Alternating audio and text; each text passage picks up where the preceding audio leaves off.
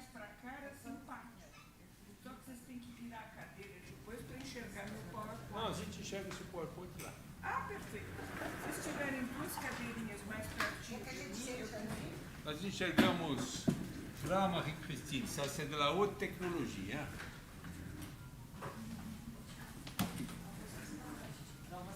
Muito bom. Som.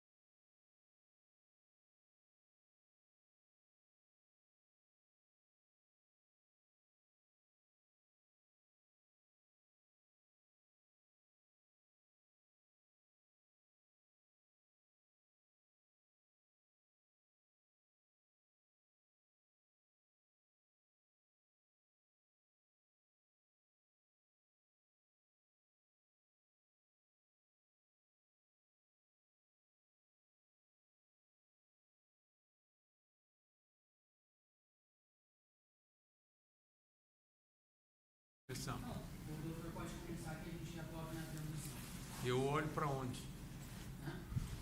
Para onde é que eu devo olhar? Hã? Não, mas eu olho para onde? Para a câmera lá? Sem contagem?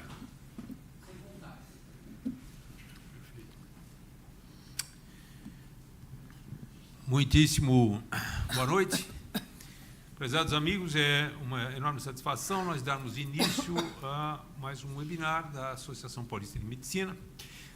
Desta feita nos reúne o tema Sinais Precoces e risco para autismo no primeiro semestre de vida. Como intervir? Coordena esta reunião nosso caríssimo confrade, colega e amigo, professor Dr. Saul Cipel. Saul Cipel é professor livre-docente de Neurologia Infantil pela Faculdade de Medicina da Universidade de São Paulo, membro titular da Academia de Medicina de São Paulo e membro titular da Academia Brasileira de Pediatria. palestrante que hoje abrilhanta esta noite é a doutora Marie-Christine Lasnik, doutora em psicologia, psicanalista, pesquisadora em sinais de risco de autismo nos primeiros meses de vida, formada na Universidade de São Paulo e radicada em Paris, na França. Passo a palavra ao nosso caríssimo Saul Cipel. Saul. Obrigado, doutor Zé Luiz, a quem eu inicialmente quero agradecer pela sua sensibilidade em nos abrir a Associação Paulista de Medicina para um evento com características multidisciplinares e, por ser multidisciplinar, aberto a todos os profissionais que têm interesse na área do neurodesenvolvimento. Há um interesse grande, além de falar para uma boa parte daqueles que lidam dentro dessa área, a intenção maior era trazer o evento aqui para a Associação Paulista de Medicina, para que nós pudéssemos ter uma aproximação e um diálogo mais interativo sobre essas questões ligadas ao desenvolvimento humano e, principalmente, no trabalho relacionado com crianças de baixa idade. Por quê? Porque boa parte desses problemas já muito precocemente apresentam sinais, e são sinais de risco, que mostram que algo no seu processo está fora da curva, como a gente diz.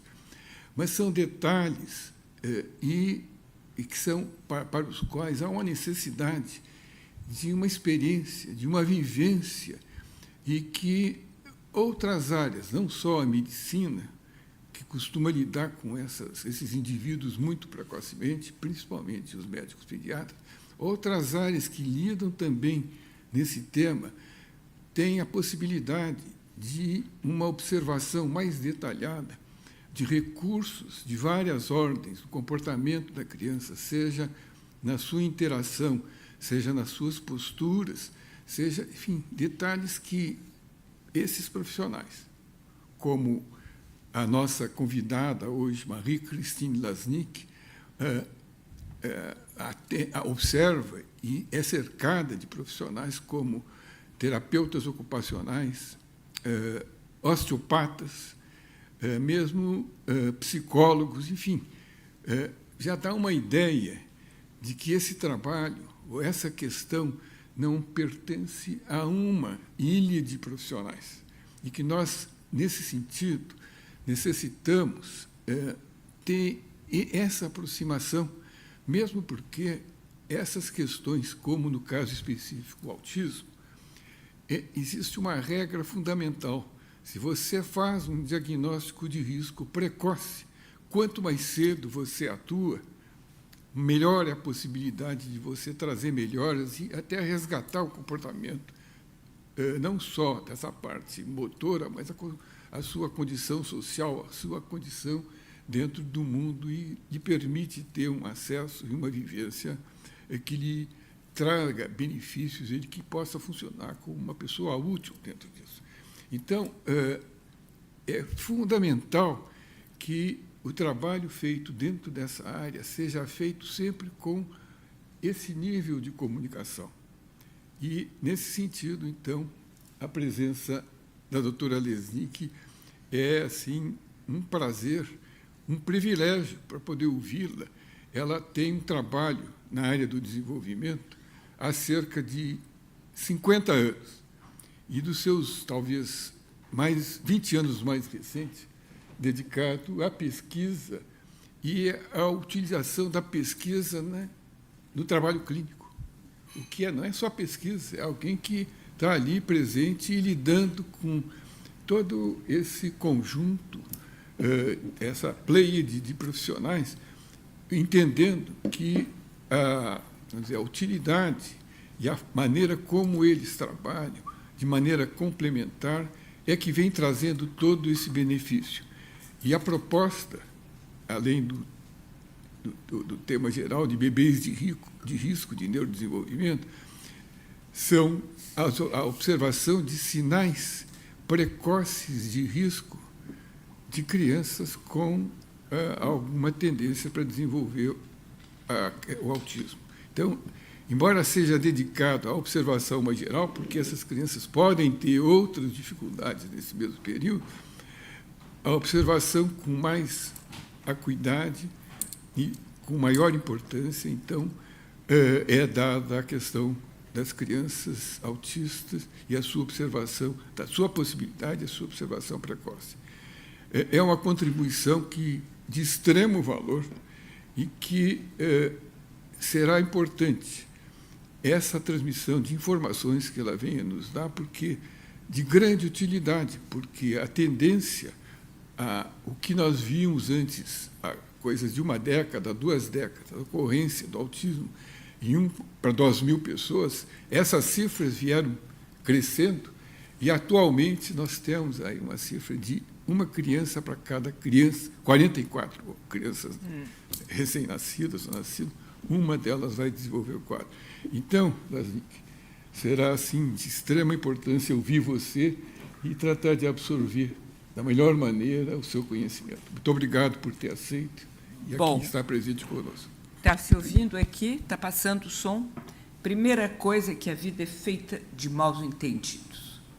A conversa que eu tive com o Cipel, que ele me pediu para vir hoje à noite, era uma conversa que era depois dele ver um trabalho transdisciplinar com um bebezinho que era de risco e como nós o tratamos. Ele me disse, mas os médicos que eu conheço, eles não sabem que tem esses sinais de risco. Quer vir na Sociedade Paulista de Medicina falar para os médicos? Então, eu montei um PowerPoint que é apenas para médicos somaticistas.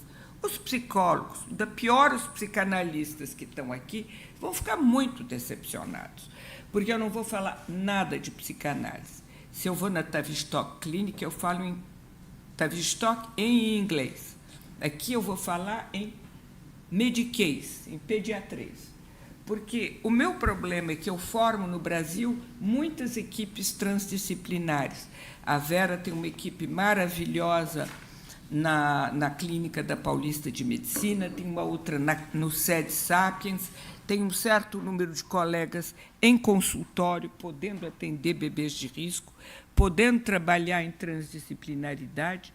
No entanto, contrariamente ao que me acontece, o que nos acontece na França, os bebês chegam em torno de 1 ano e meio, 2 anos, quando não são mais velhos. Ora, a plasticidade cerebral, ela não está mais no seu auge, e nem a plasticidade epigenética. Então, a ideia era de ter vindo falar para médicos que podem ver bebês com 1 mês, muitas vezes é o pediatra ou o pessoal das UBSs, é esses médicos que veem bebês e que podem enviar as equipes que já existem. Então, na verdade, como essa apresentação vai ficar no canal de vocês, é isso, ela vai servir para psicólogos unicamente para vocês terem isso, para poderem ir ver os médicos com os quais vocês trabalham e dizer, olha, por que nós estamos pedindo a vocês para nos endereçarem os bebês nos primeiros meses? Que respaldo científico nós temos para nos permitir isso? Certo? Porque, por enquanto, em Paris chegam com 2 meses, aqui com 2 anos. Então, não adianta eu formar as equipes para atender com 2 meses, se só chegam com 2 anos. Então, por que está aqui? A primeira coisa, já que é isso que está aqui, a primeira coisa é que, qual é o embasamento que começou? Nos anos 90, eu era considerada um pouco uma sonhadora, porque eu trabalhava com autismo há muitos anos e via a diferença de atender uma criança de 2 com uma de 5. Já havia uma diferença. Então, eu me dizia, mas se a gente atendesse bebê, teríamos uma maior plasticidade? Hoje em dia, vocês vão ver se o meu PowerPoint deu certo, que isso todo mundo está pipocando pesquisa científica com fator de impacto sobre isso. É a grande coisa no mundo. Mas, nos anos 90, eu era meio uma sonhadora. No entanto, conseguimos fazer uma pesquisa com 600 médicos pediatras, com 14.500 bebês, e eu vou mostrar para vocês um filmezinho que foi feito pela Cité des Sciences, porque quiseram, não pedi, não, sobre essa pesquisa que foi publicada em dezembro de 2017. Então, ela é muito citada, por exemplo, por enquanto ela não foi reduplicada.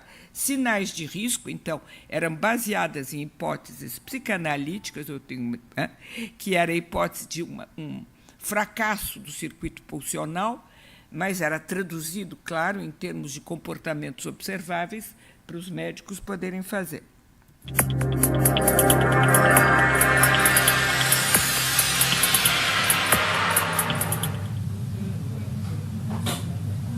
En France, un enfant sur 1000 serait autiste. Ces Na enfants, época, qui eram vivent comme pra enfermés mil, dans leur gente, monde, imaginam ne sont como as diagnostiqués coisas qu'autour de mudaram. 3 ans seulement. Essa é uma UBS francesa. Allez, Essa é on y uma va. pédiatre. 9 mois, t'as un grand... Ela é Une pédiatre. équipe de pédopsychiatres et de psychanalystes a lancé une recherche, Préau, pour repérer les signes précurseurs de l'autisme et prendre en charge ces enfants plus précocement. Ils sont associés à 600 médecins de PMI pour examiner au total 15 000 bébés durant leurs 2 premières années de vie. Asseyez-vous, donc là c'est super, on a papa, maman. Fais bravo. Allez, dans Thiago. Fais. Elle a trouvé son petit jeu. Qu'est-ce que je fais là? Là, il fait par imitation. Mais...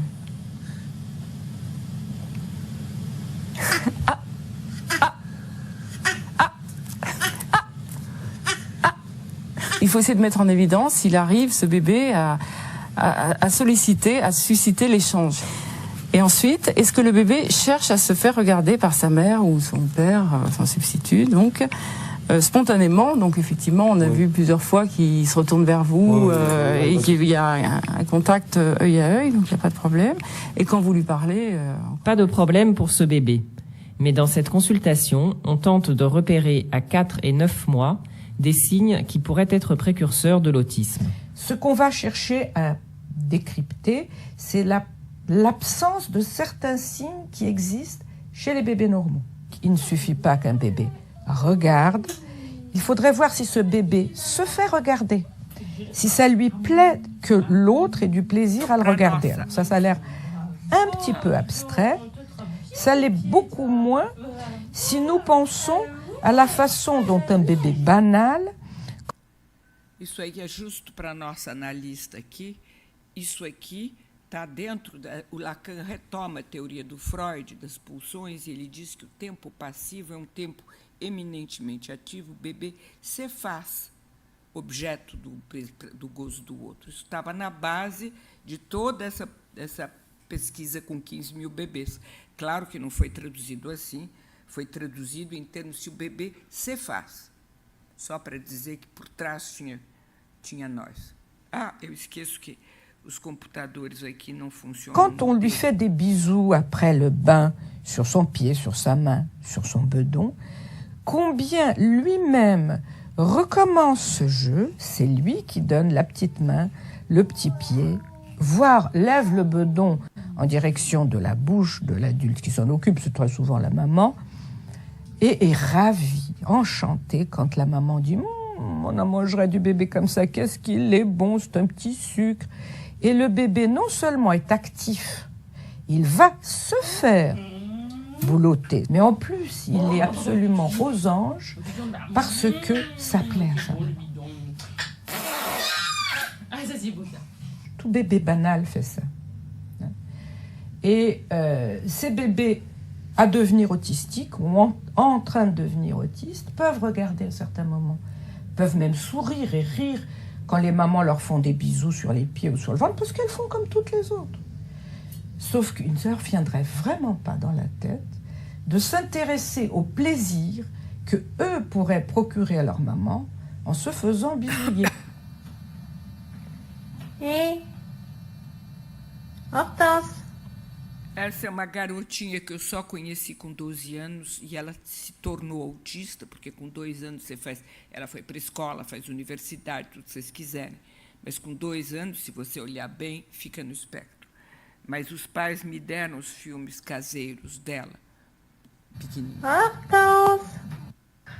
Pour repérer les signes de l'autisme, Marie-Christine Laznik a travaillé notamment sur des films familiaux, tournés par les parents alors que leur enfant n'avait pas encore été diagnostiqué autiste, comme c'est le cas ici d'Hortense. Mais là, il y a 2 mois qu'elle ne les regarde pas. Mais ça, il s'arrange pour pas le voir, parce que ça serait trop dur. Tu sais qu'elle la voit, la caméra. Na verdade, é bebê que só olhava a câmera. Ele olhava a luzinha da câmera. Opa, o que é isso aqui? O que eu fiz? Fiz bobeira. Opa, deixa eu ver se eu sei ainda modificar a besteira que eu fiz. Pronto, vamos lá. Tout bébé banal fait ça. Eu voltei pouquinho para trás, tá? Et ces bébés à devenir autistiques ou en train de devenir autistes peuvent regarder à certains moments, peuvent même sourire et rire quand les mamans leur font des bisous sur les pieds ou sur le ventre, parce qu'elles font comme toutes les autres. Sauf qu'il ne leur viendrait vraiment pas dans la tête de s'intéresser au plaisir que eux pourraient procurer à leur maman en se faisant bisouiller. Hé, Hortense. Hortense. Pour repérer les signes de l'autisme, Marie-Christine Laznik a travaillé notamment sur des films familiaux, tournés par les parents alors que leur enfant n'avait pas encore été diagnostiqué autiste, comme c'est le cas ici d'Hortense. Mais là, il y a 2 mois qu'elle ne les regarde pas. Mais ça, il s'arrange pour pas le voir, parce que ça serait trop dur. Tu sais qu'elle la voit, la caméra. Malgré. O que é isso? Não sei por que parou aqui.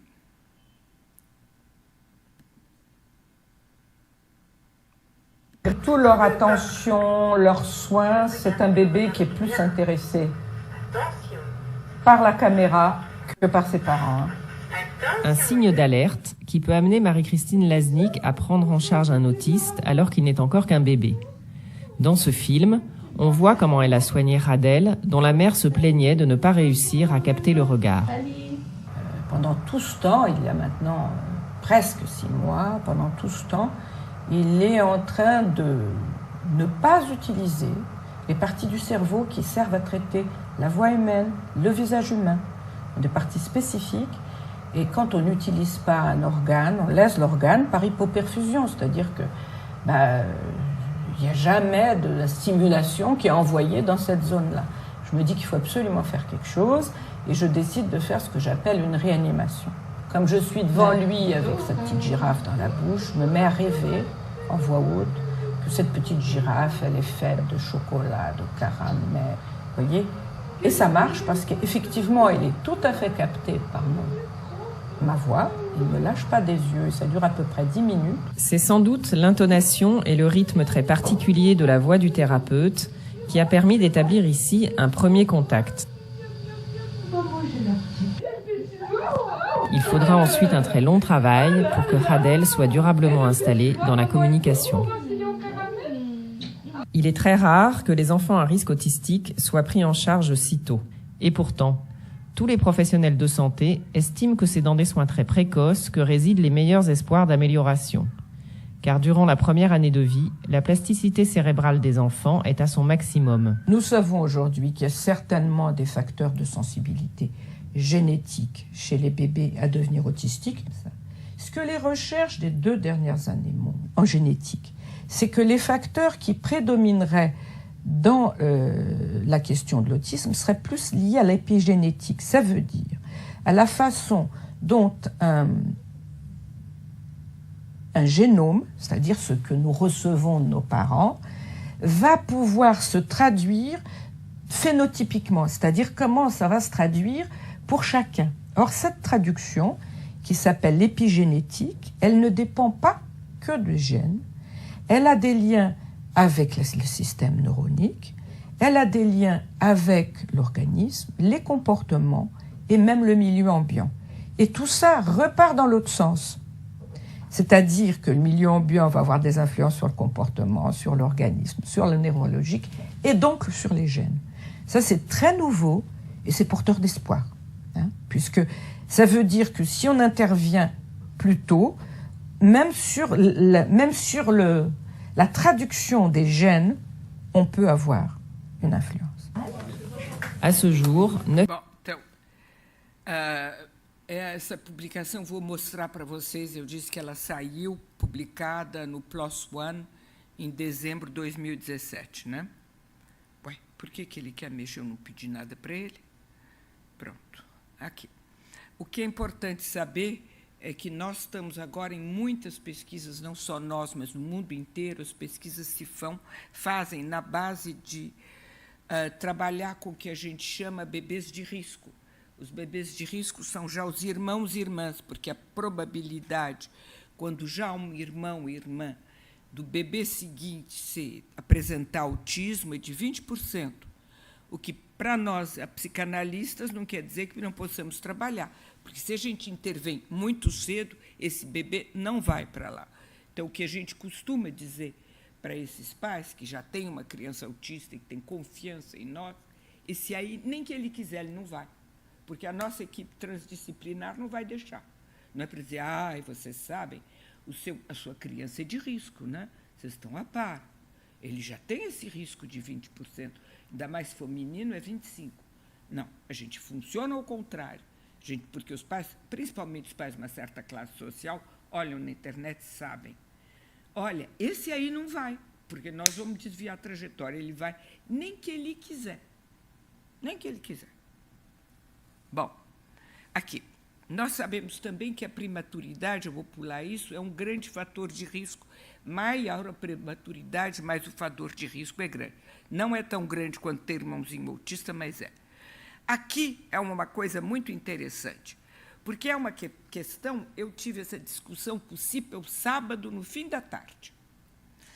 Será que a controvérsia, se a gente vê bebês mais cedo, enquanto o quadro autístico não está instalado, será que a gente pode trabalhar e tratar preventivamente? Então, será que a gente pode modificar uma trajetória de desenvolvimento em bebês de risco? Será que a gente pode prevenir o autismo? A gente aprendeu que o autismo tem origem orgânica. Os fatores genéticos não têm problema, estão bem estabelecidos.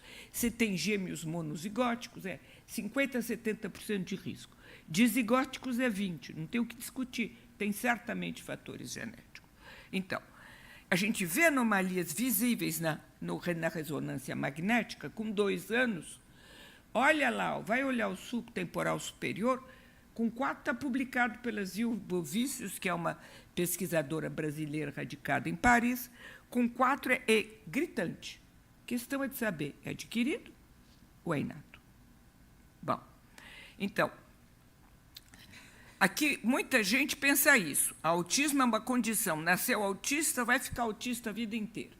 E o CIPEL me disse, mas esse bebê que virou devia ser depressivo, porque senão não virava. Ele virou diante da câmera, na cara do... Porque levam 7, 8 semanas para virar quando tem um mesinho. 2 já leva um pouco mais. Então, vai subindo o tempo. Não, ele na DOS Toddler, que é o instrumento Golden Standard para avaliar se a criancinha está no espectro, com 2 anos e meio, a criancinha tinha elementos no espectro. Clinicamente não se via nada, mas se via. Então, nós sabemos modificar isso.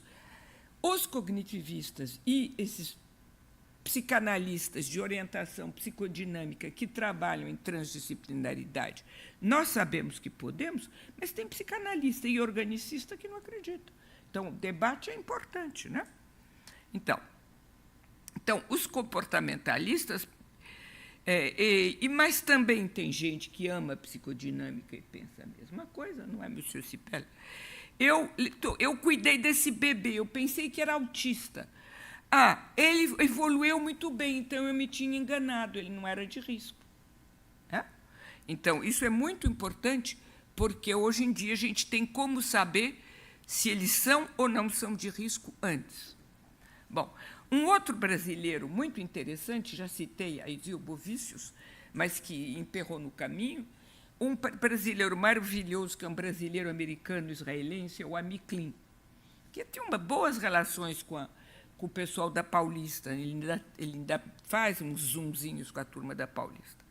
Ele é muito interessante, foi o homem que fabricou o eye tracking, que é uma máquina para avaliar bebê de risco aos 6 meses. Só que a máquina custa uma fortuna, é boa para fazer pesquisa, mas cada médico de UBS, cada médico de consultório particular não pode ter essa máquina, é muito caro.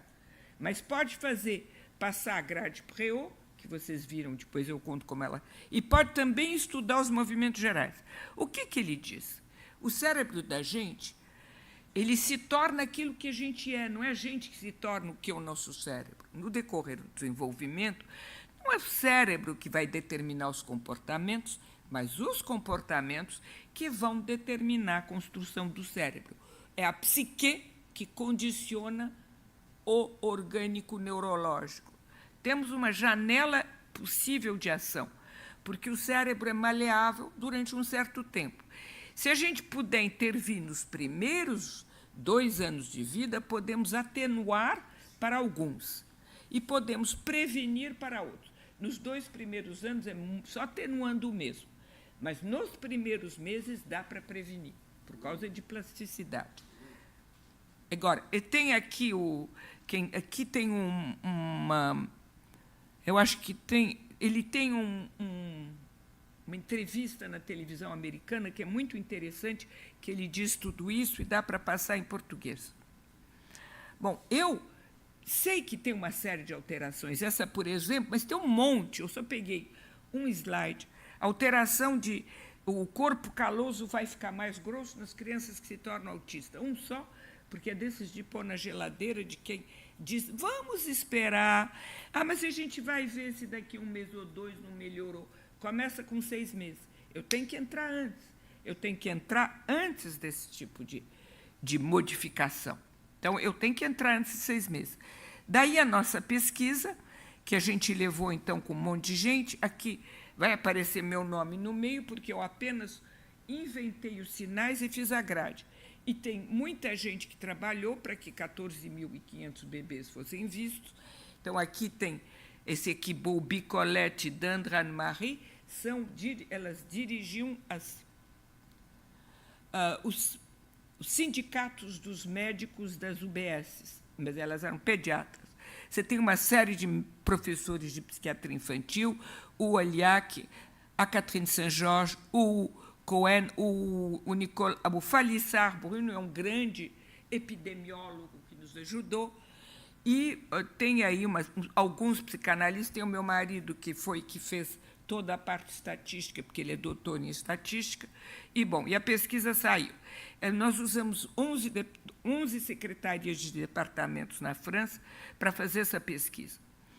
Bom, aqui tem o livro no qual nós contamos isso longamente, que eu não tenho tempo aqui. Está em português.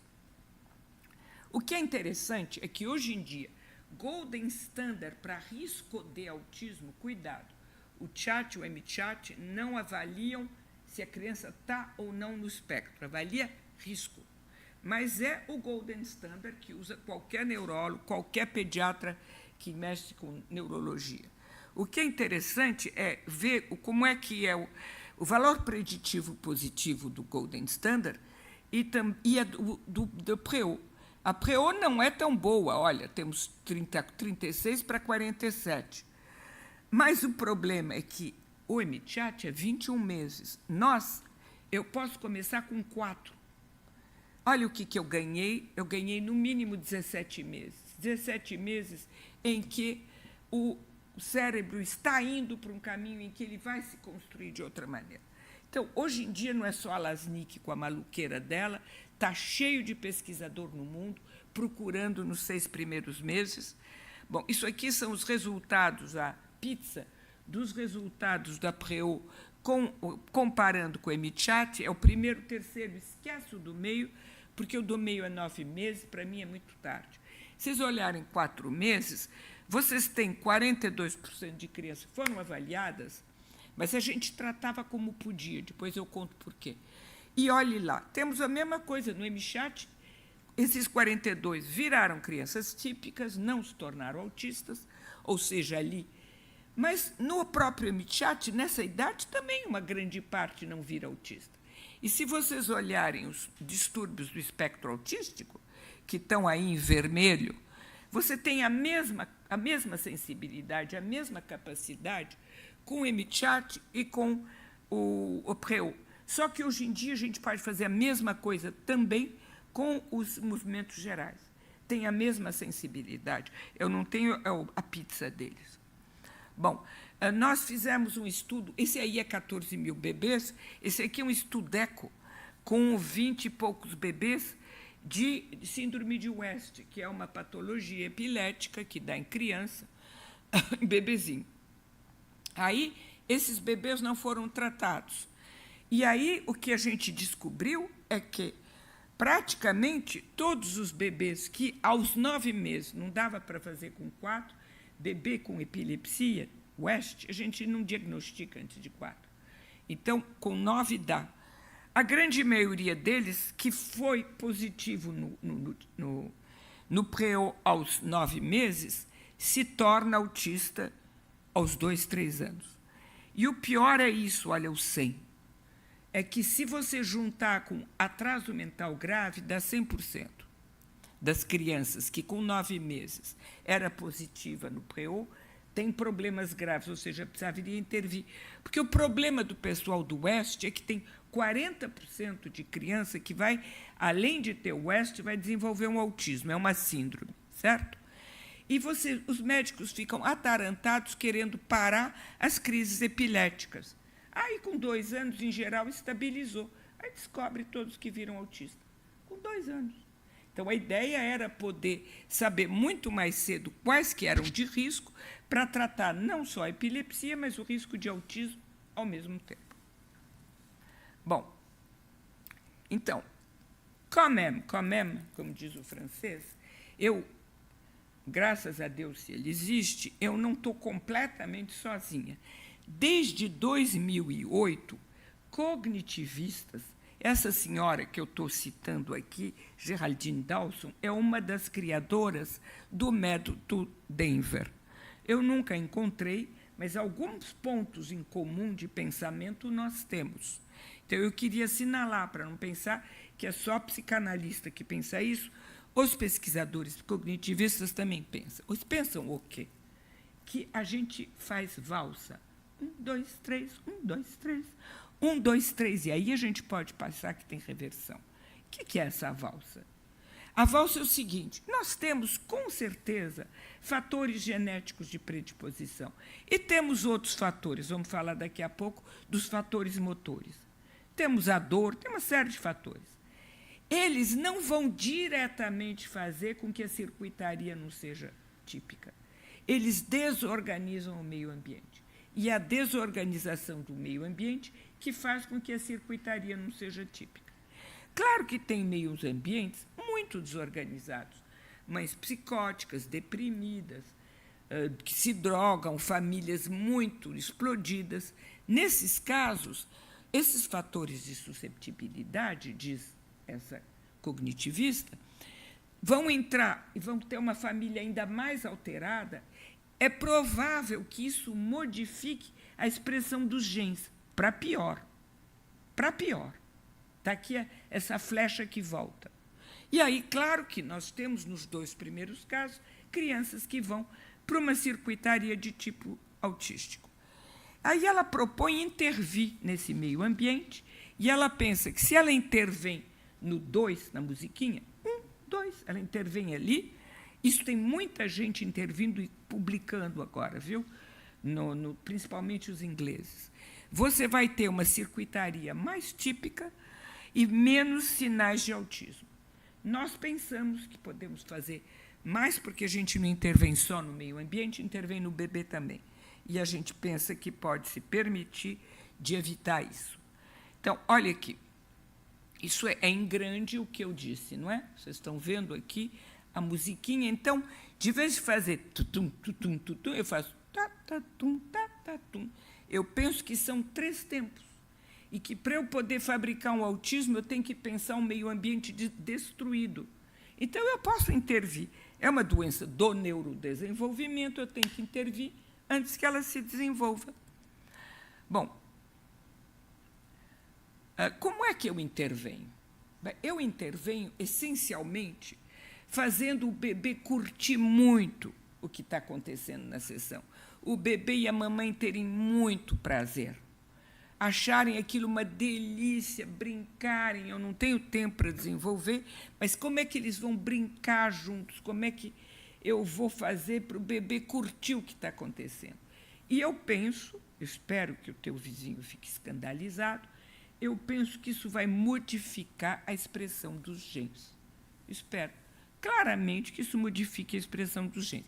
Claro, chega uma coitada de uma psicanalista para dizer isso, ninguém vai acreditar.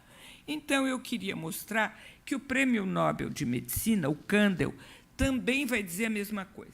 O Kandel é uma pessoa que pensou a questão da permanência das inscrições memoriais de prazer, desprazer, com relação ao fato que as coisas possam não ficar presentes. Então, o meu amigo Mercadante, que eu gostava muito da morte, eu tenho muita pena dele ter morrido, o Mercadante falava muito do LTP, Long, em inglês, não traduzia em francês nem em português, Long Term Permanence, ou seja, inscrições memoriais, experiências prazerosas que ficam pela vida fora. Qualquer criança autista, às vezes, vive um negócio super legal. Você diz, oba, vai de um dia seguinte não tem mais nada. Não tem esse long-term permanence, que é indispensável. Então, como obter isso? Vocês vão ver que o Kandel pensa que a experiência de prazer, ela produz tudo isso. Então, em que contexto ele vai nos dizer essas coisas malucas de modificação da experiência genética? Ele soltou um livro importante sobre memória, em que ele conta como é que ele sobreviveu nos Estados Unidos, quando ele foi separado dos pais, tinha 6, 7 anos, não sabia se um dia ele reveria os pais, se estavam vivos ou mortos. E ele conta que ele lembrava, fazia força para lembrar de um dia que ele tinha brincado com um carrinho de, como é que chama aquele, telecomandado, que o pai tinha uma loja de brinquedo e levou. E ele ficava lembrando do carrinho azul, que ele brincando com o papai, como tinha sido um grande prazer. E a rememoração desse grande prazer permitiu ele se manter. Então, ele conta o que acontece com o grande prazer. Tá aqui. I cannot describe to you in detail how a complex memory like my playing with my toy car is stored in my brain, but I give you a simple example. We will speak about the hippocampus, a structure deep in my brain and in your brain, which is critical for storing complex information about people, places, and objects. So we're speaking about an object, a car, a place, my apartment. A signal comes into the hippocampus from the blue car, from the part of the brain that deals with vision, with perception, and it ends on cells in the hippocampus that end on other cells in the hippocampus, right?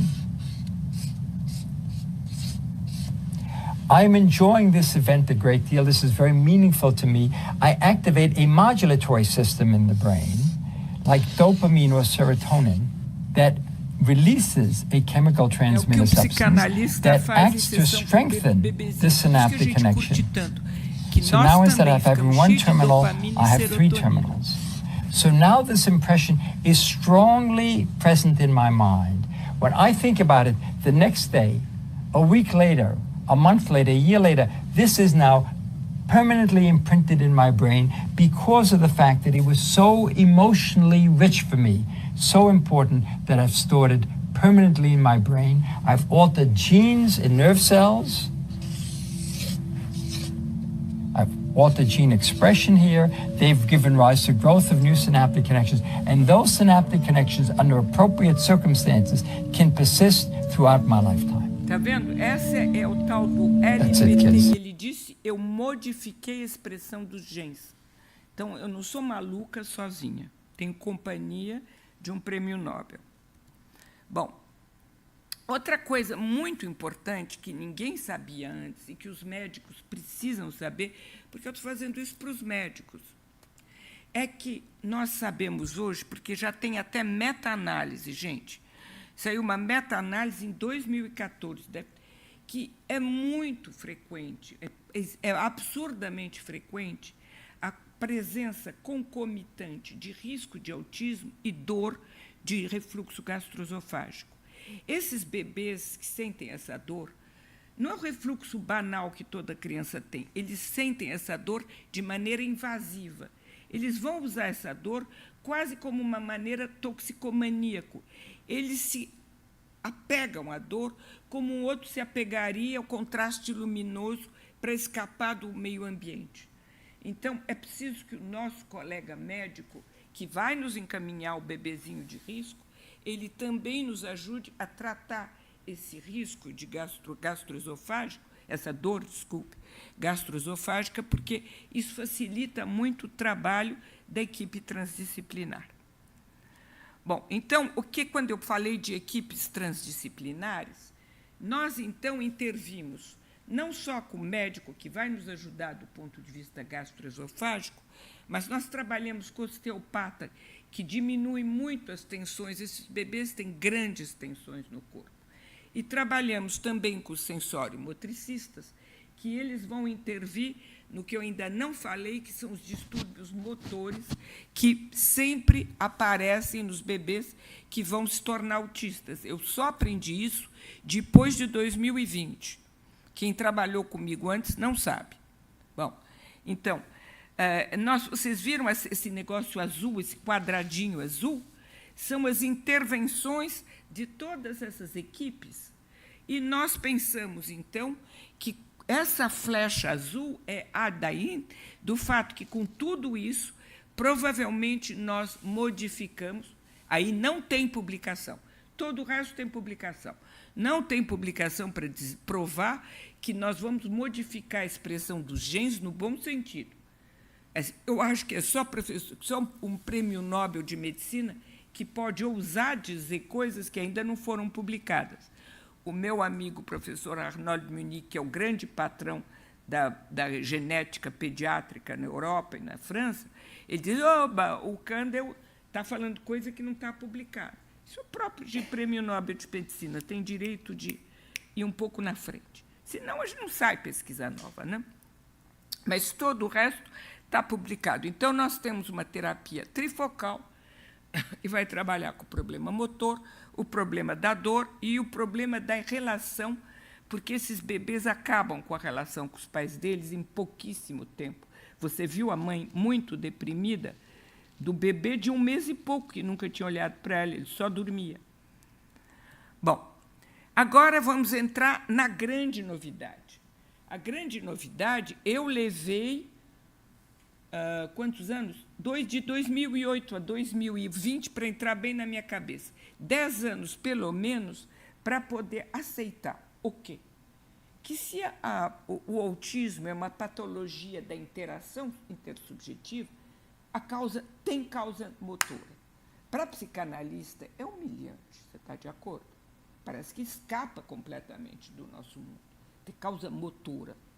Mas vocês vão ver que isso é muito verdade. E não impede que a gente trabalhe em transdisciplinaridade.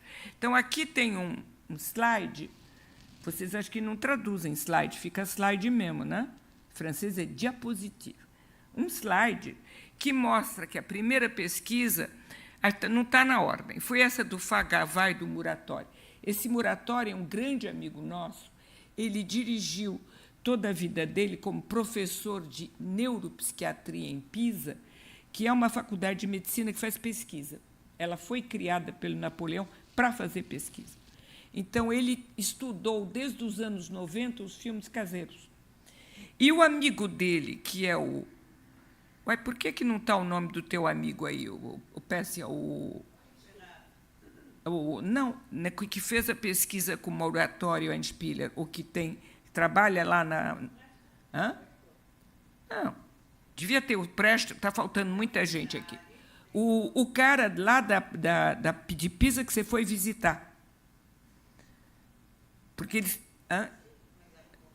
Não, querida, você foi falar com o outro. Pouco importa, tem mais gente aqui, porque lá em Pisa tinha uma equipe que trabalhava com sinal de risco e uma com bebê muito prematuro. Tione.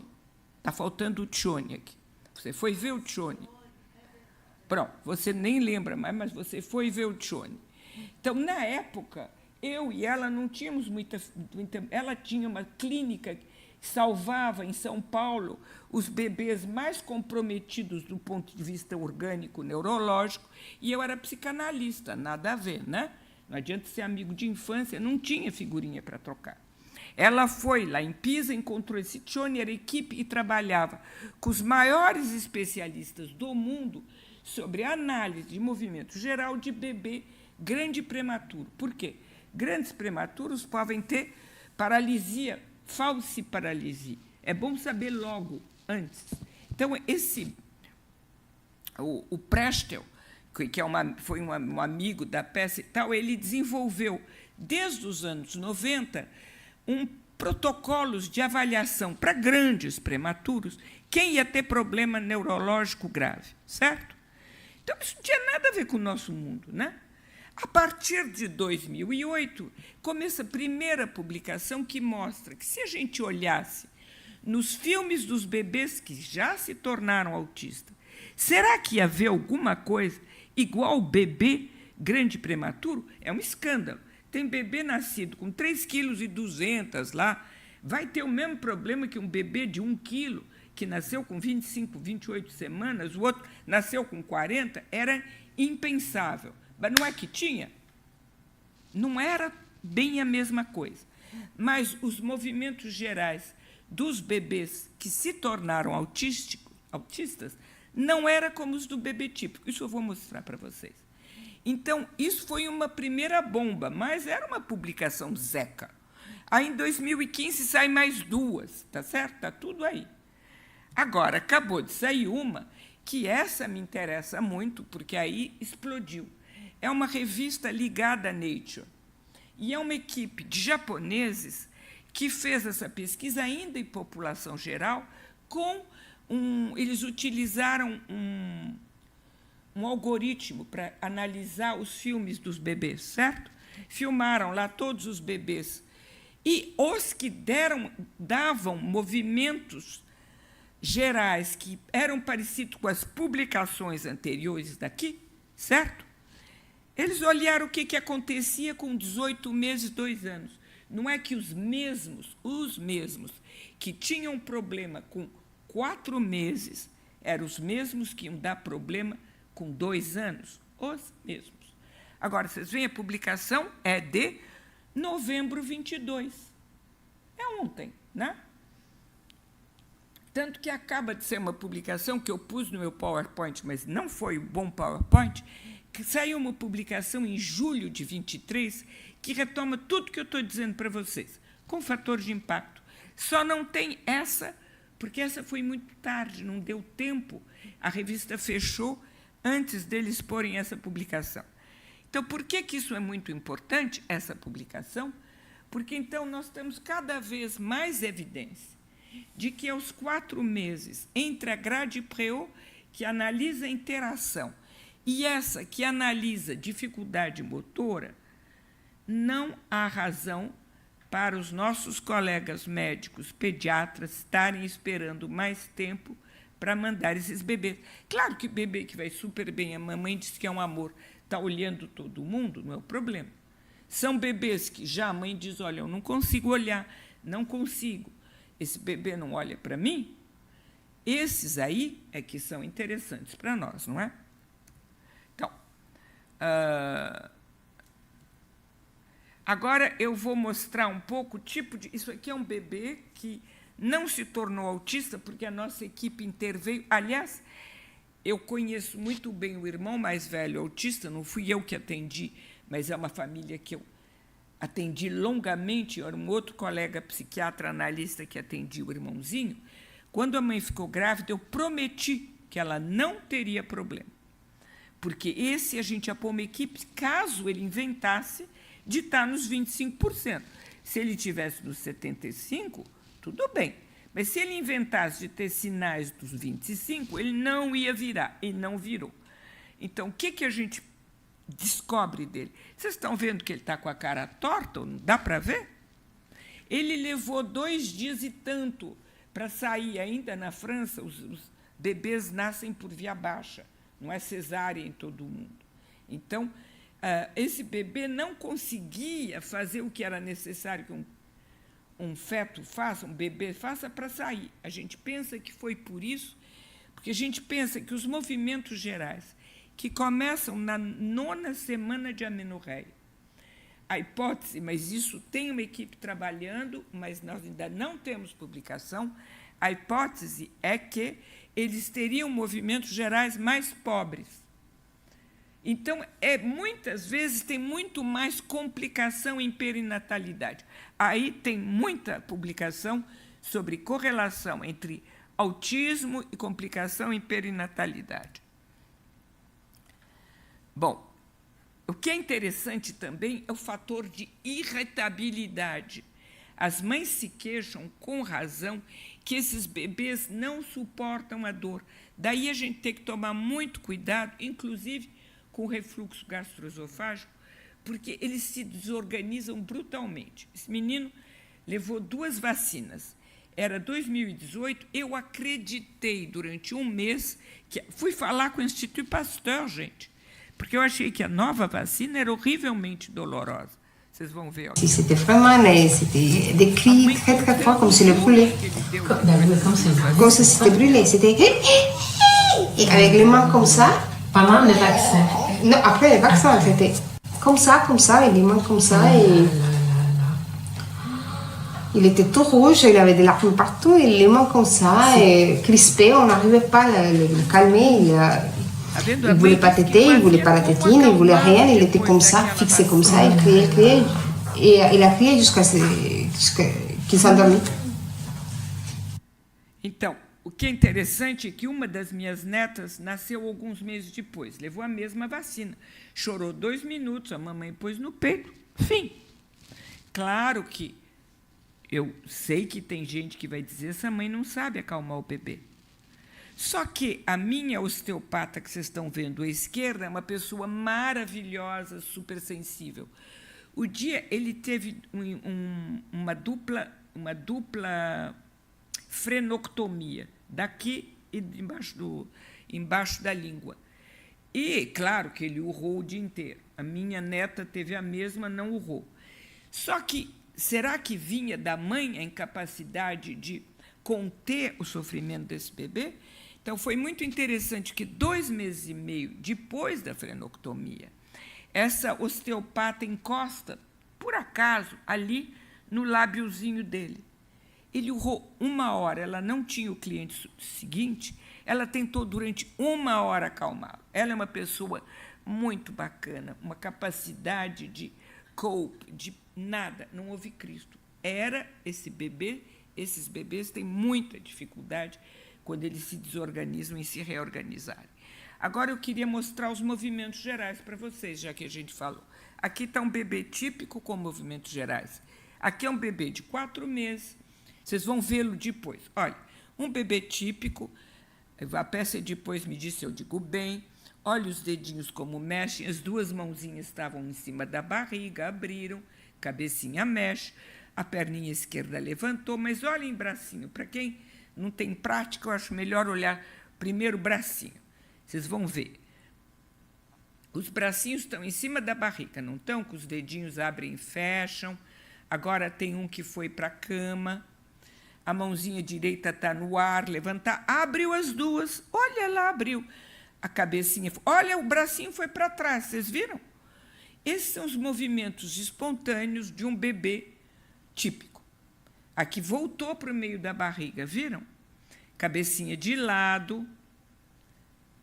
Ele está mexendo o dedinho, tentando mudar o lugar da cabecinha. A mãozinha esquerda voltou para cima da barriguinha. Certo? Agora vamos ver o Henrico.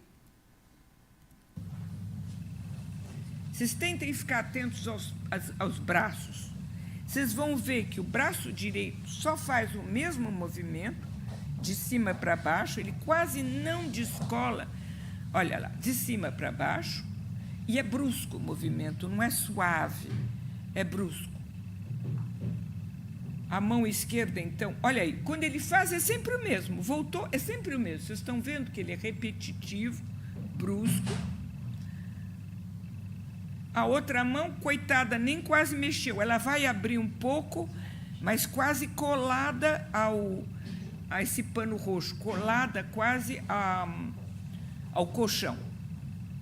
A cabeça nem mexeu. Vocês viram que, de novo, esse braço direito só faz a mesma coisa? Vocês viram? É muito impressionante, porque todos esses bebês, depois a peça queria dizer alguma coisa. Então, vocês voltam, ele em nenhum momento ele vai para a linha mediana, você notou? O outro ia muito para a linha mediana, esse não vai. A peça queria acrescentar alguma coisa? Então, você tem que vir aqui, porque senão as pessoas do Zoom não vão te ouvir.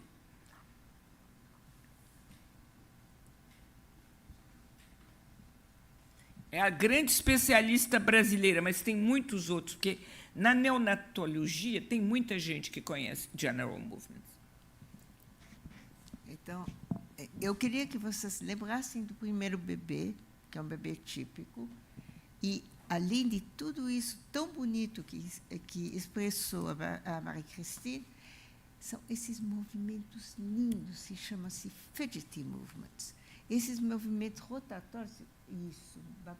Você pode pôr o anterior? Já está rodando, para o que você está dizendo, está rodando. Tá bom. Então, esses movimentos rotatórios, olha, dos pés, Christine deu muita ênfase nos membros superiores, mas os membros inferiores são muito importantes, os pés juntos. E esses movimentos rotatórios da cabeça, esses pequenininhos movimentos, e trazer as mãos à linha média, obviamente, tudo isso eles quebram o RTCA, e tudo isso mostra que o bebê está com movimentos espontâneos sadios. Isso é muito importante, porque é justamente quando tem toda essa coisa das subplacas e da placa que vai realmente... pardon. Obrigada. Então, pronto. Agora fica mais fácil. Então, que vai realmente mostrar como é que esse bebê, isso que a Christine está falando o tempo todo, atrai o outro. Porque quando você vê esses movimentinhos, assim, você fala, ai, que pãozinho gostoso, eu quero comer meu pãozinho, certo? Ele atrai a mamãe e o papai. E se você vamos ver o Henrico, como ele não faz isso, como ele é rígido e como ele não tem complexidade, fluência de movimento, a mamãe não chega lá no pezinho que eu quero, ou senão mesmo esse movimento repetitivo que ele tem. E ele está grudado no substrato. Gente, esses pequenos sinais entre 2 e 5 meses de idade são de importância fundamental para a gente intervir precocemente. Obrigada, Cristina. Então, o que é importante é que essa equipe japonesa, aqui, vou voltar para trás, essa equipe japonesa está trabalhando conosco agora na França, e a peça já está no negócio. No Brasil, tem quem possa, um médico, um pediatra que acha, olhando, porque pedir para uma mãe 3 minutos de filme não é complicado. Tem para quem mandar. No Brasil, tem pessoas que conhecem isso. Mandar um filme de 3 minutos com acordo dos pais é fácil. Então, hoje, um médico pediatra que está uma mãe se queixando que o bebê não olha, que tem dificuldade, tem 2 grades que podem ser usadas para poder mandar com 4 meses e não com 2 anos. Porque com 2 anos, eu acho que vai ter sequela, viu? Pode ficar uma pessoa bacana, fazer estudos, tal, mas você não modifica aquela circuitaria toda. Bom, então, essas equipes, nós estamos trabalhando com elas, tem gente no Brasil trabalhando com eles, não é uma coisa... Bom. Então, e também tem todos os problemas da zona oral nesses bebês, olha. Então, esse trabalho no Brasil é mais feito por fonos, na França é feito pelo pessoal da sensório-motricidade, mas são bebês com todos os problemas que a gente conhece de esfera oral, que vão aparecer depois. Tudo isso é possível de ser tratado nos primeiros meses. Olha aqui que gracinha. Olha esse cara que não podia pôr nada na boca, que amor. E esses bebês têm também um problema de hiperextensão, porque, como eles têm dor gastroesofágica, isso tem consequências na organização corporal. É que quem tem dor faz assim. Você vai torturar alguém, ele se põe assim. A dor põe o bebê assim. Então, o resultado é que eles não têm vontade nenhuma de andar de 4, muita dificuldade, eles se erigem mais depressa que podem, e a maioria deles, a grande maioria, nunca engatinha. O que, em termos de agitação depois, porque não constrói imagem corporal corretamente, anda. O irmão dele andava que nem boneco daqueles que você dá corda, sabe? Assim. Isso porque ele teve o mesmo problema, a mesma dor gastroesofágica, se levantou com 10 meses, o irmão andava. Entende? E pronto, saiu que nem um boneco. Então, olha o trabalho do sensório-motricista, ou da integração sensorial, olha que lindo. Vai dar isso, gente. Está vendo? Aí, o que o psicanalista faz? Ele, entre outras coisas, escuta todos os problemas da mãe. Eu estou pegando aqui já num momento em que ele não está mais recusando a relação. E o que a mãe conta? Ela conta que ele tem muita dificuldade com as irritabilidades. Ela botou o pé na areia para ele, numa praia, ele só faltou morrer, botou o mundo. Parece que ia matar. Cette fois, il a pleuré de que je l'ai levé. Mais ce n'était pas que je l'ai déshabillé, c'est manqué les pieds pour mettre les pieds dans les sables. Il a crié comme si c'était la fin du monde. Então, eu escuto, claro, mas eu também mando para a integração sensorial, porque a integração sensorial trabalha isso. Vocês vão ver ele brincando com a areia alguns meses depois. A mamãe se queixa também de gritos estridentes, porque são provocados pelo tônus pneumático, que esses bebês eles têm característica, porque como tem a hiperextensão, você fica nessa hiperextensão, você enche o pulmão de ar, e quando você vai entrar em contato, você fica assim, aí você é assim. Il fait des cris.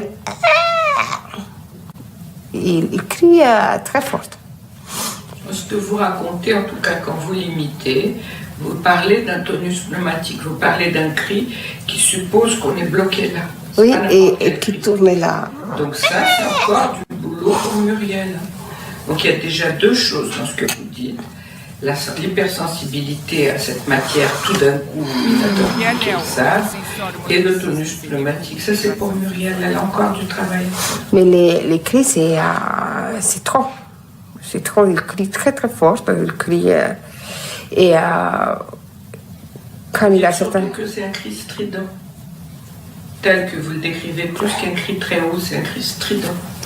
Et ça, c'est un tonus pneumatique. Et quand il le fait pendant une demi-heure, moi, j'ai la tête comme ça. Coitada da mamãe. Aí, olha aqui, ó. Eu não vou mostrar o trabalho analítico ele mesmo, porque não dá tempo, é longo. Só estou mostrando o trabalho dos outros aqui. Mas, ó, tá vendo? Passou a irritabilidade, ó que graça. Bom, eu conto o caso desse menino longamente nesse livro. Então, quem quer...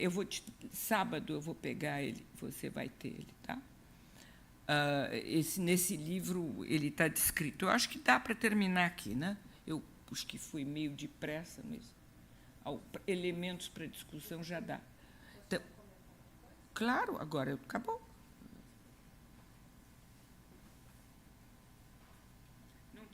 Ela não tem necessidade de estar aqui se a gente quer vê-la? Dá para pegar? Brilhante, Cristine, de novo, sempre, né? Queria só complementar, assim como a Pérsia complementou a questão dos movimentos gerais, que essas mães, mesmo nos primeiros meses, elas chegam já com certo grau de destruição, porque é um bebê que não responde, não é comestível, como os nossos bebês típicos, né? E ele tem movimentos, como estiramento, que nós temos um caso que nós trabalhamos juntos, a Pérsia e eu, na Unifesp, e ela entendia isso como ele recusa o meu olhar, ele olha para trás, ele não tem, digamos, uma relação boa comigo. Às vezes ela acha também que quando ele se põe em hiperextensão está rejeitando o meu corpo. Então é um corpo que dá a sensação de recusa, né?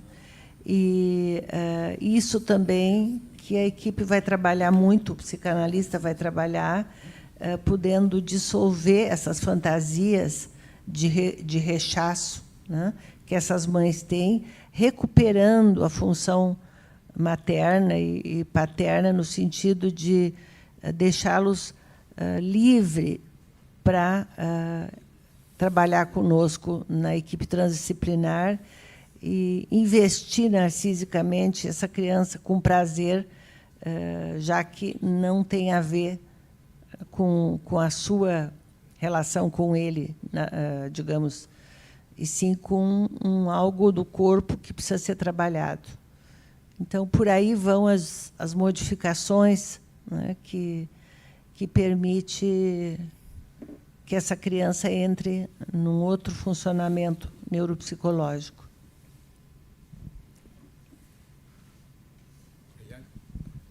Bom, está aberto a comentários, a apresentação feita com muito cuidado,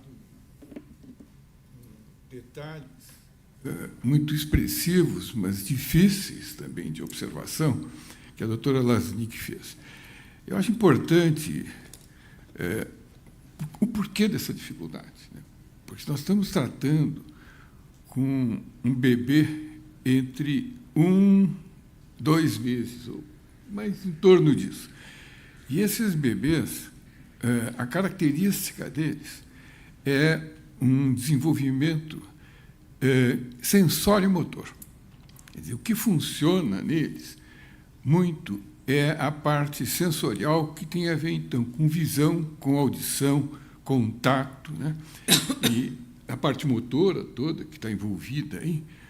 E o que mais impacta é como é que nós vamos, de que forma nós vamos valorizar esses pequenos detalhes, principalmente numa consulta, onde boa parte das vezes, seja por conta do pediatra, seja por conta mesmo do neuropediatra, a avaliação é uma avaliação mais curta. E a tendência é que esses bebês, com essas coisas, esses sinais muito discretos, isso acaba não sendo observado. E a observação maior acaba sendo quando o bebê já está com 6, 7, 8 meses, onde funções mais anteriores, relacionadas à formação do psiquismo, é que começam a aparecer. Então, perceber que esse bebê tem uma movimentação assimétrica, né? Tem a dificuldade do olhar, às vezes, num início de vida assim também é difícil, mas um bebê já com 2, 3 meses já faz um contato, já acompanha. E parece ser uma finesse, e que realmente não é simples de observar. É preciso que a pessoa tenha muita experiência, se dedique, que trabalhe com bebês nessa idade para poder fazer esse tipo de diagnóstico. Um diagnóstico que vamos dizer, qualificação de que, do ponto de vista daquela expectativa que esse processo deve ter naquele período, ele consiga valorizar. É muito difícil isso. Então, a importância de que a gente fala muito em multidisciplinaridade, mas que exista no atendimento dessas crianças, nesse baixo período, uma observação de profissionais que não sejam exclusivamente os médicos, principalmente nos casos de prematuros, ou de crianças com baixo peso, ou de crianças com baixo peso e prematuridade. E irmãos e irmãs. E que, bom, então, porque a complementação é que tenham na família que tenham na família já essa história. Então, esse é o outro ponto importante de observação com muito cuidado, é levar em conta a história dessa gestação. Como é que ela foi planejada? Como é que ela se desenvolveu? Quais foram as vivências que essa mãe teve?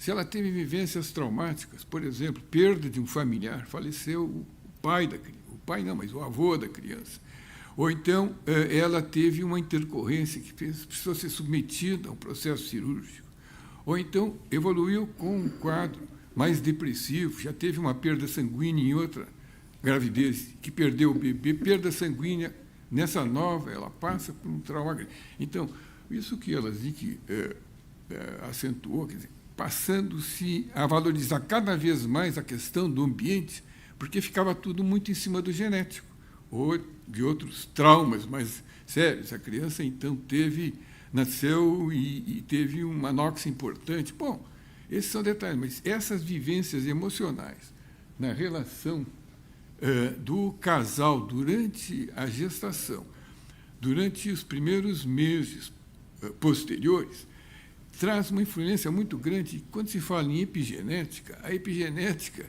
muitas vezes tem a ver com essas vivências traumáticas e que fazem com que determinadas estruturas, principalmente neuronais, não se desenvolvam adequadamente, formem um número de sinapses menores. E se houve algum episódio até que pudesse trazer algum tipo de lesão, não provocada por alguma intercorrência, mas alguma micromalformação de origem genética, como a Pessia colocou aqui, migração neuronal, quando sofre um prejuízo, principalmente quando esses neurônios saem da região periventricular, são neuroblastos, tem que chegar à região cortical, perto dessa camada 6 do córtex, existe uma chamada camada que chama subplaca, subplate. E no subplate tem, como a gente diz, uma mudança. Você para ali, é como se fosse... Você saiu de um ambiente para entrar em outro. Né?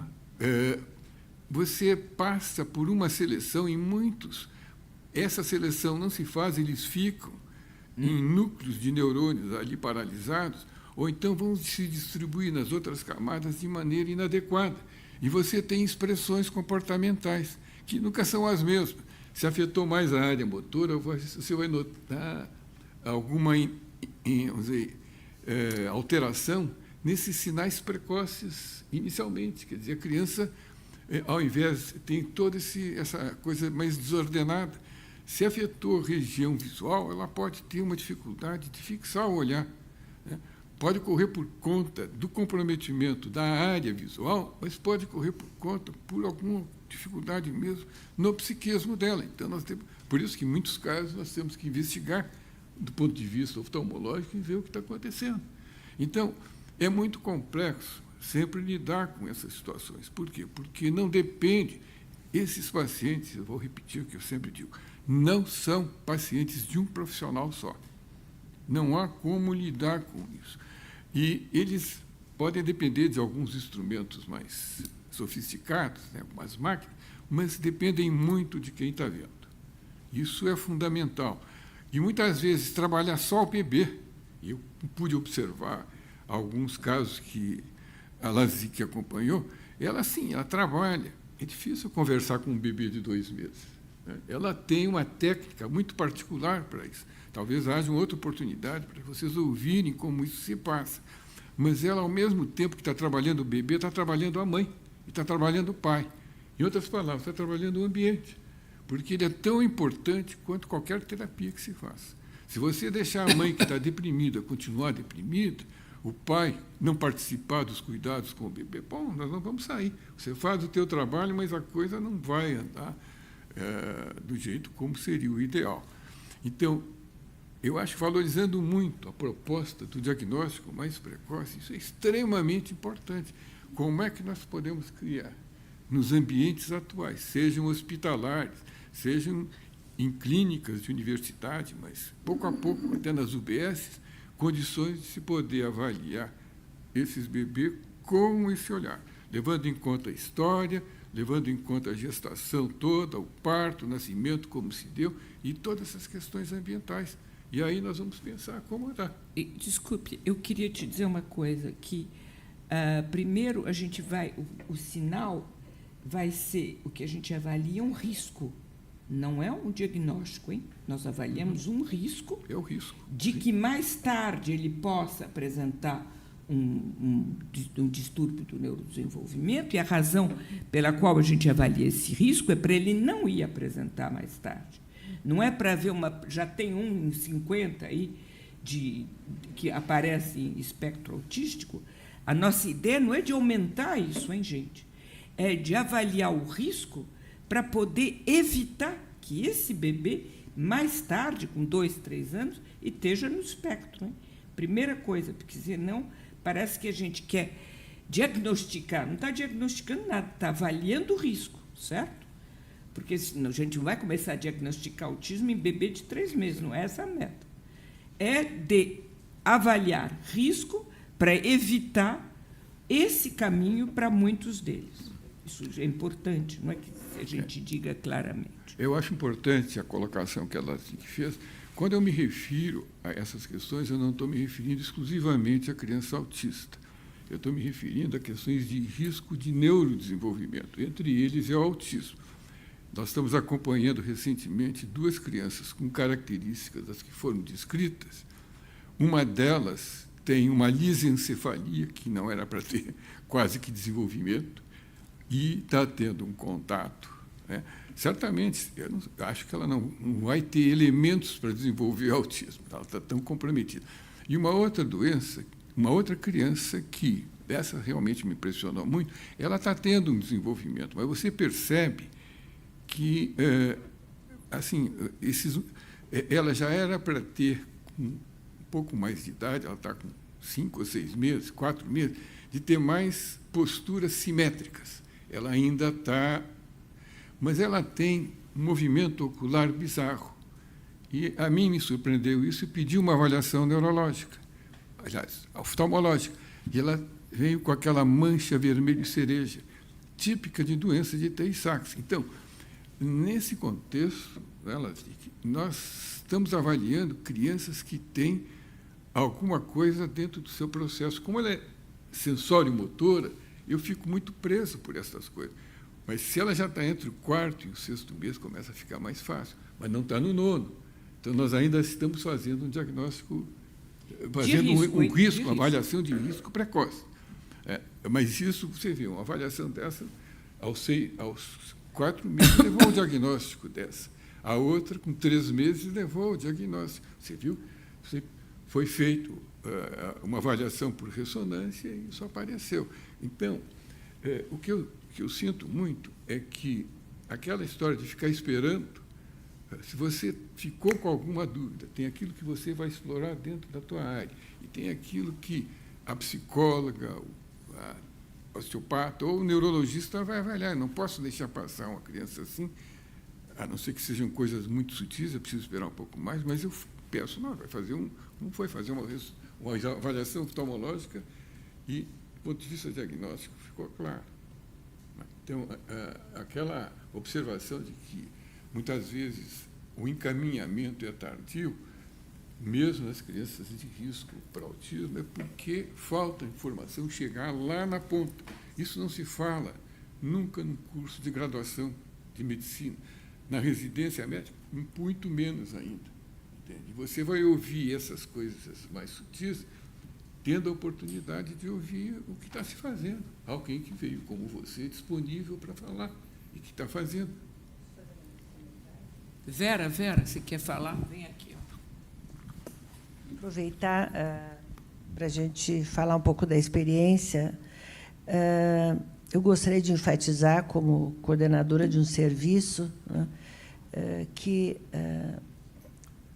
cada vez, ou sempre, nós estamos concluído que as mães têm razão na sua percepção. Então, chegam, às vezes, mães muito ansiosas e dizem, doutora, ele tem alguma coisa errada, ele, né, não me olha, ou então tem algum sinal. E tem todo um quadro de ansiedade que nós, como psicanalistas, podemos dizer assim, bom, essa mãe está inventando doenças. Né? E numa equipe transdisciplinar como a nossa, na Unifesp, a gente começa a pedir que o outro olhe também. E aí se descobre realmente que essa mãe tem razão, né? Que aquilo é muito sutil, mas tem algum momento que aquela criança apresenta alguma coisa, um sinal sensório-motor, enfim, no corpo e tudo, e que essa mãe percebeu. Mas que eu acho que dificilmente um profissional que não conhece isso vai poder escutar essa mãe, porque ela está ali, um quadro de ansiedade, ela está dando de graça para nós pensarmos que ela está inventando. E, no momento que nós temos de conhecimento, né, Lasnik, dessa situação, desses sinais de risco, urge, né, que todos se juntem para revisar tudo isso, né, esse aspecto teórico e clínico que está à nossa disposição, para poder realmente fazermos um trabalho de intervenção oportuna, né, e, pelo menos, minimizar situações que talvez se instalem, mas a gente pode minimizar muito. Olha, nos primeiros meses dá para reverter. E não é só eu que digo, até o Amiclin sonha isso. Só que ele não teve essa possibilidade de trabalhar entre os 4 meses. Eu pus aqui no PowerPoint para vocês um slide, que é uma publicação que saiu agora em julho, fim de julho, está vendo? Está todo mundo tentando escutar o que nós vamos achar como marcadores de risco de autismo nos primeiros 6 meses. Acabou de sair agora. Tudo que eu contei para vocês, esse PowerPoint meu é velho, está aí. Não fui eu que copiei deles, não. Só que no meu tem os japoneses, eles ainda não tinham, porque os japoneses provavelmente entregaram para a revista o projeto para sair o artigo em outubro e não tinham visto o artigo dos japoneses sobre movimentos gerais. Mas, se não, é para dizer que agora são os australianos, a gente está chegando todos no mesmo ponto, está todo mundo querendo bater nisso. Antes eu parecia a gente um pouco louquinha mesmo, né? Eu vou só pontuar uma coisa que eu acho importante. Veja, nós estamos ouvindo a fala da Lasnik, e ela há 20 anos trabalha nisso. O Amiclin também super especializado na área. Vocês, a Vera e a Pérsia, são de um grupo específico criado para lidar com essas disfunções da Universidade Federal de São Paulo, da Unifesp, né? Ou seja, nós precisamos expandir isso aí. Não pode ficar... eu acho que o trabalho que você tem feito, porque eu soube que você começou pelo Nordeste e veio descendo até o Rio Grande do Sul, provavelmente falando disso. São essas informações que precisam ser levadas aos grupos, sejam universitários, sejam de serviços na prefeitura, porque você percebe, Zé Luiz, é gente trabalhando com gente. Não é máquina. Agora precisamos trazer uma máquina que vai falir a prefeitura. Não. Mas, se eles tiverem essas informações, eles podem ir trabalhando. São não sei quantos profissionais no serviço de vocês, quantos têm? 20. 20 voluntários. 20? 20 voluntários na Clínica da Paulista de Medicina. Então, mas você consegue formar um OBS que trabalha com recém-nascidos, eles têm que passar no médico pelo menos uma vez por mês. Qualquer tipo de consultório, primeiro ano. Então, se eles tiverem uma informação, fizerem seminários, alguma capacitação, olharem estas coisas que foram mostradas aqui, é um avanço, porque senão nós ficamos nessa situação de ficar recebendo essas crianças com 2 anos, que é a nossa média aqui, 2 anos, 2 anos e meio, com tudo que se fala aqui. O autismo está bombando aqui no Brasil, mas o problema continua. Muito bom. Bom, a nossa conversa está ótima, mas os nossos webinários terminam às 9 horas, nós estamos mais ou menos nesse momento, e eu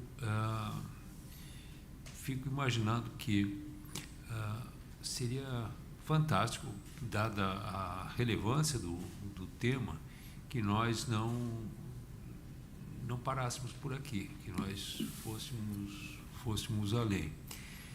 Por essas coincidências, as nossas convidadas também, a Vera e a Pécia, são da mesma universidade que eu, enfim. E ali eu conheço uma porção de pessoas também que muito voltadas a essa discussão, não é? Então, tem a Jaci, tem tantos outros amigos e com quem eu convivo há muito tempo que nem tinha ideia de que estava o Benjamin, o meu querido Benjamin, nosso queridíssimo Benjamin, e aquele grupo de neonatologia que nós temos lá com a Ruth, a Ana, a Fernanda, enfim, são pessoas fantásticas. Seria muito importante se nós pudéssemos reuni-los num projeto, primeiro num programa, né, de discussão desse assunto, por razões que o querido Saul, que conhece bem. Eu hoje estou na Secretaria de Saúde, assessorando o nosso secretário, e quando começou essa gestão, o primeiro assunto que apareceu na Secretaria foi esse. E eu não sou nem um pouco da área, sou intensivista, anestesista, enfim, tenho outro vivo noutra tribo, não? Mas percebi a dimensão desse problema. E nós começamos lá, até surgiu um psiquiatra que caiu do céu para nos ajudar, que foi o Jair Mari. Então, daí as coisas começaram a ficar mais tranquilas. Mas eu continuo interessadíssimo nisso, e seja na secretaria, seja lá na escola, seja aqui na Associação Paulista de Medicina, nós nos beneficiaríamos muito de ter um grupo de pessoas. E olha, quantas pessoas qualificadíssimas nós estão dentro das nossas relações para levar isso adiante. Portanto, eu penso que com a ajuda do Saul aqui, nós iremos adiante. E afinal de contas, seja na França, seja em São Paulo, seja na nuvem, não é? Nós estamos em contato permanente. Penso que podemos sonhar juntos, com certeza, né? Muitíssimo obrigado a todos. Eu me despeço, agradecendo a atenção dos que nos privilegiam assistindo este webinar, e provavelmente teremos muitos que vão voltar a esse webinar, porque a gravação fica permanentemente disponível.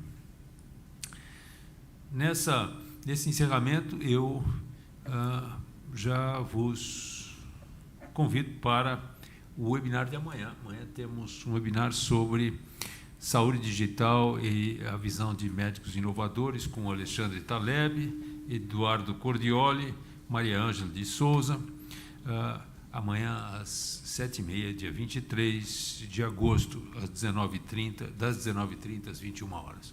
Muitíssimo obrigado a todos. Até a próxima.